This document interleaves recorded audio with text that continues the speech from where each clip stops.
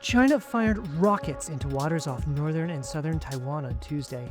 Beijing released a video purporting to show its forces firing toward waters north of Taiwan as part of its, quote, Justice Mission 2025 war games. China also deployed new amphibious assault ships alongside bomber aircraft and destroyers in a rehearsal for a blockade of the island. In images released by Taiwan's military, Chinese planes and ships are seen near the island. A senior security official told Reuters that Taipei is watching whether this sixth major round of war games since 2022 will also see China fire missiles over Taiwan, as it did then. The island's defense ministry confirmed live firing drills had taken place to Taiwan's north on Tuesday morning, and debris had entered its contiguous zone, defined as 24 nautical miles offshore.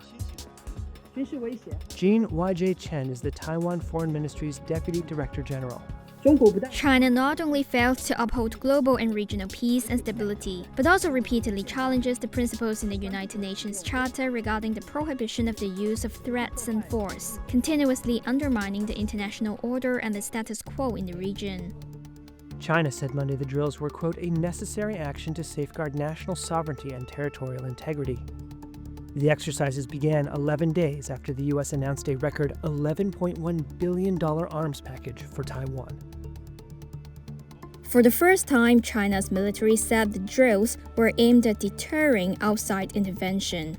Colin Koh is a senior fellow at Singapore's S. Rajaratnam School of International Studies. It is unlike in the past when these exercises were being described as rather generic routine exercises. For example, now if you look at the course coming out from Beijing, it is very clear that the explicit aim is to blockade the key installations, in this case the ports, for instance, right? So this is of course directed at Taiwan, and of course directed at the US, that all attempts to try to reinforce Taiwan will fail.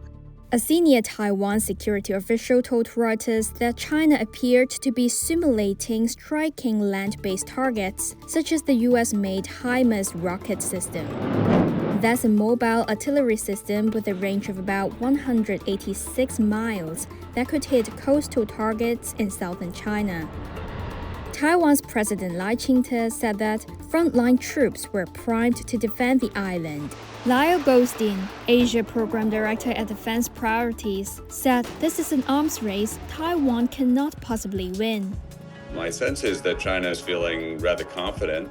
They have had, let's say, a string of successes. For example, sort of going toe-to-toe with the United States during the trade war, the whole situation with rare earths and so forth. Taiwan sit alongside key commercial shipping and aviation routes, with about $2.5 trillion in trade moving through the Taiwan Strait each year. A Pentagon report released last week said the U.S. military believed China was preparing to be able to win a fight for Taiwan by 2027.